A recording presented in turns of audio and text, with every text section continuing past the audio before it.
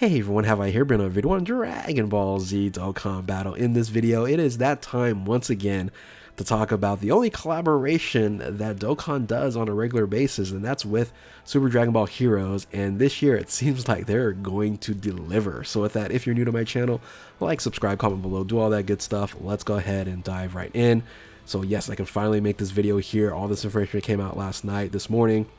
And boy, is it really hype. And for those who don't know about this collaboration, it's been around for years and years, and it's a very interesting celebration where these units you're only able to get once a year, and it's going to be late November, around the Thanksgiving time, for those who celebrate Thanksgiving in the States here. But yeah, around late November, somewhere in like the second or third week, I'm sorry, the third or fourth week of November is when this banner is going to drop. We're going to talk about the banners, we're going to talk about the units that we know of, and then talk about what other things we should expect in the upcoming banner.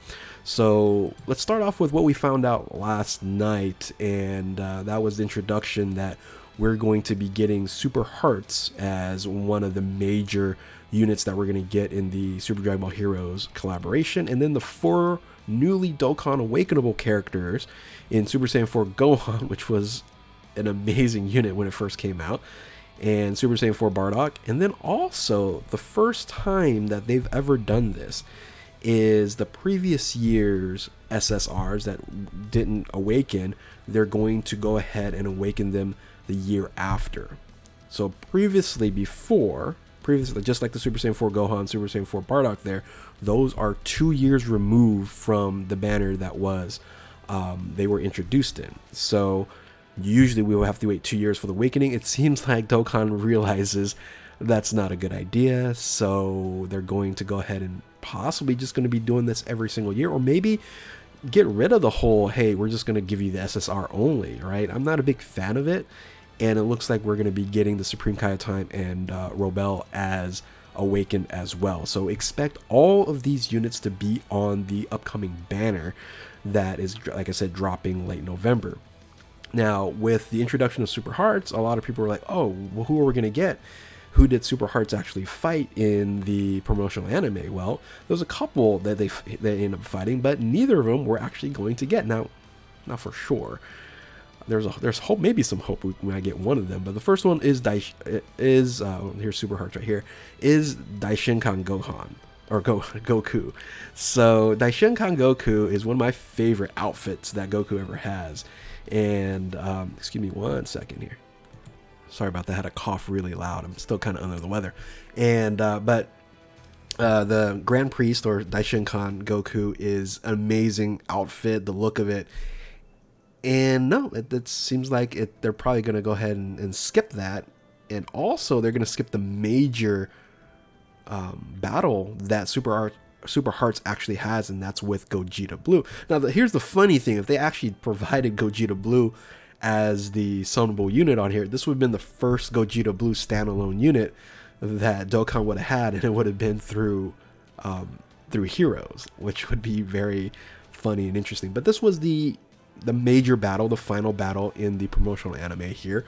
One of the, like, kind of goofy endings on here. Now, also, just if you guys don't follow the promotional anime, Super Hearts mentioned that I have the power to defeat Zeno with his transformation here and becoming Super Hearts.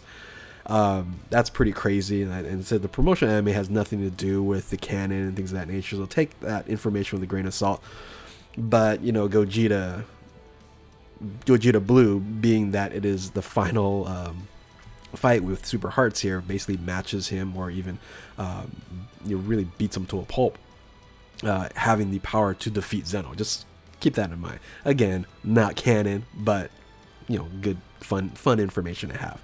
So yeah, Super Hearts here is what's the introduction, and it doesn't seem like either of these might end up on the banner, because we found out the day after, or the morning of, that we're going to get limit breakers. And this was something that we all were expecting, and this is from the official page here, that the limit breaker, Super Saiyan 4 limit breakers for Goku and Vegeta, this was what we all expected.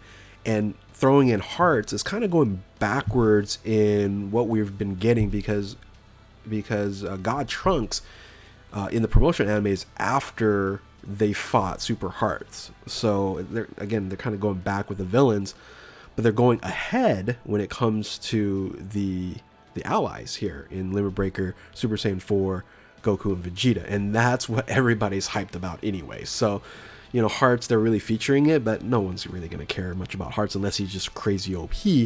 Limit Breaker, Vegeta, and Goku is where it's at. Look at the glory of them. And if you don't know who these units and these characters are, yeah, it's okay. It's okay if you don't follow the promotional anime, but they're just amazing. And they ended up being introduced. I think they were introduced prior to the fight against Janemba Black, and Janemba Black's a whole another crazy enemy here. But when these came out, these were probably one of the most popular designs that's been around for a while, because it's basically a mix of Super Saiyan 4 or full power Super Saiyan 4 and Super Saiyan God. That's what it's designed for. And again, it looks incredible. Has this pinkish Ultra Instinct type of aura on here. Who knows if they're going to do the double dragon fists. That would be pretty awesome if this was, because right here, if it's showing right here, it's showing the Goku and Vegeta, but not as like a duo. I'm guessing it's going to be separate units here. And yeah, it's very, very hype. It's very cool that these units are going to be arriving. Give me 1 second. Again, I got a cough again. Oh man, sorry about that. So yeah, I'm very hyped about it. Hopefully you guys are. And there's some benefit in the Heroes banners comparable to other banners. These are going to be guaranteed featured banners that you're summoning on. So you're going to have a high chance of pulling one of these units on here, or maybe both, or if they're just a single unit, maybe just need to do one of them. But yeah, it's so cool that we're going to get the Limit Breakers, Goku and Vegeta, which again, I think most of us expected, those who have been following this banner here. Now, what is the banner going to look like? Well, this is last year's banner. This actually ended up being 10 units on here, and I predicted initially that we're going to have 11 units because last year it was the 11-year anniversary, but they just said, you know what, I think 10 is enough. And since this is the 12-year anniversary, I don't think they're going to go to 12. I think they're going to stick it at 10 as well. So when you look at the units that we know of right now, and this is again some speculation but pretty close to official, right, we should be getting Limit Breaker Goku and Vegeta separately. Again, there could be a chance they'd be put together. And we should also expect to have Super Saiyan 4 Bardock and Super Saiyan 4 Gohan on the banner along with Robel and the corrupted Supreme Kaiotai. So I cannot get that out. And the question is, what other units that we are supposed to be getting right at this in this banner here, because if it's going to be 10, we need 3 more units, and generally they provide 5 new units. So this might be a year that they do 6 new units and 4 old units. They might end up just doing that, so not sure. It's just a guess here. And yeah, I think what they might end up actually doing is adding 3 more units, and there's a high chance it could be these 3 here.